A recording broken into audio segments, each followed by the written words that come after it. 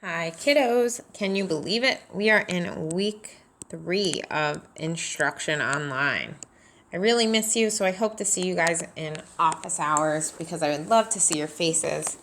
So before we move on to the new material, I want to recap solving a system graphically. What does that mean?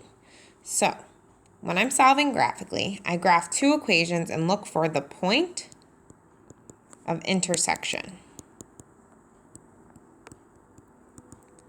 So that means if I'm looking at a graph like this, my solution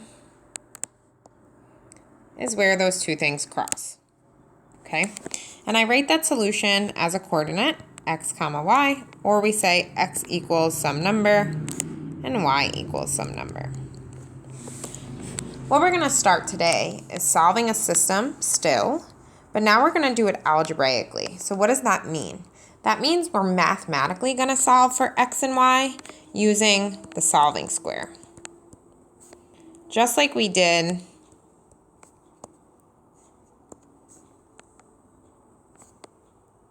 when we solved equations. It's the same. All right? What makes this the same as solving graphically is I still write my solution as a coordinate, even though I don't see the graph. So I'll show you what I mean by that in the example. All right, so here we go. All right, step 1 is to make a new equation using both small equations. So see how these are both equal to y? That means that equation 1 is equal to equation 2. So what I can say is equation 1, this thing, is equal to this thing. So I would say negative 4x minus 11, negative 6x minus 17.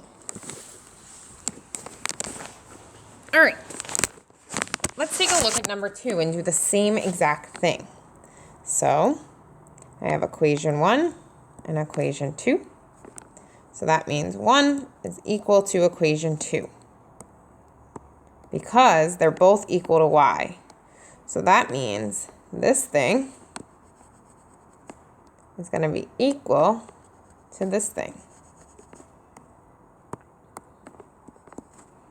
Why don't you try it? What did you get for your big equation? All right, what you should have gotten was 7x plus 7 equals negative 5x plus 7. All right, so that's step 1. Check. All right, let's take a look at step 2. So now what we do for step 2 is we're going to solve. All right, and if you remember when we're solving, in this case, I only have x's here. So what I'm going to do is my x's are going to go on my left. Let me get a different color. My x's are going to go on my left, and my numbers are going to go on the right. So let's go ahead and do that. So I have an x. That goes here. I have another x, but it's going to cross over, so I need to change my sign. Let's do our numbers now. I have negative 11. That crosses over, so it becomes positive. This gets brought down.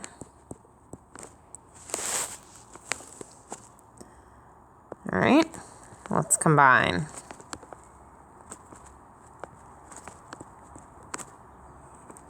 So negative 4x plus 6x, that gets me 2x, 11, and negative 17, that gets me negative 6.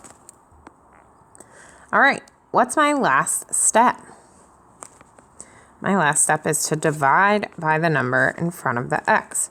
So I should get x equals negative 3. All right, why don't you try that for example 2? I'll set it up for you. 7x plus 7 equals negative 5x plus 7. I want my x's on this side and my numbers on this side. All right, here's my first question. What are you going to put in your x side? So what's going to go here?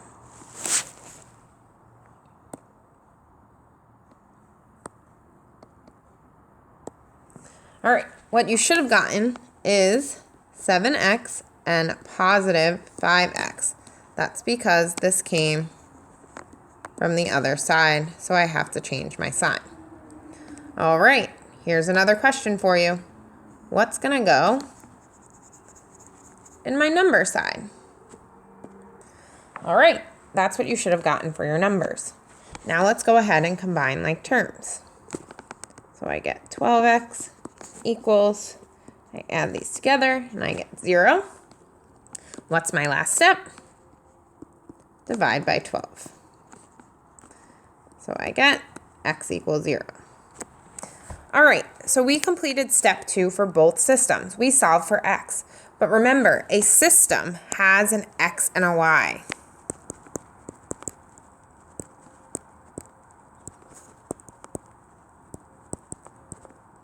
So that means we're not done. We need to continue. All right, so here's what we're going to do. I need to pick an original equation from the very beginning. So let's say I pick equation 1. Y equals negative 4x minus 11. Okay. What I'm going to do is, instead of x, I'm going to put a parenthesis. And we learned this already. I take my x and I plug it in. So instead of x, I'm going to put negative 3. Now what I'm going to do is simplify this. So that means I get y equals, I plug this part into my calculator, and I get 1. All right, let's do the same thing for system 2. So I'm going to take my first equation. It doesn't actually matter which equation you use. I'm just picking the first one just because. And now instead of an x, I'm going to put parentheses. And what number is going to go in those parentheses? The number that goes in is 0. Because that's what we got for x. So again, I put this in my calculator and I simplify it and I get y equals 7. All right, we are done with step 3. So now I need to write my answer, just like we did in graphing. So the solution is, we write our coordinate, x goes first, then y. So I write negative 3, comma 1. Or I can say x equals negative 3 and y equals 1. Let's do that for system 2. The solution is, what coordinate did you write? Should be 0, 7, or we can say x equals 0 and y equals 7. All right, guys, so we just completed today's video. Check. Now what you're going to do is, on Google Classroom, there are 4 examples for you to do. It looks exactly like this. You are going to complete 4 of them and then submit it on Google Classroom.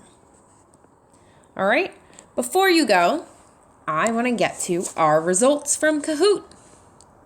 So on Thursday, you did a Kahoot, and we have some winners. So in first place, we have Yancy. In second place, we have this funny nickname, and I don't know who you are, but you did it. And on third place on our leaderboard, it is Emily. So congratulations to our winners. All right, guys, we are currently online, so if you have any questions, just message us and let us know. See you later.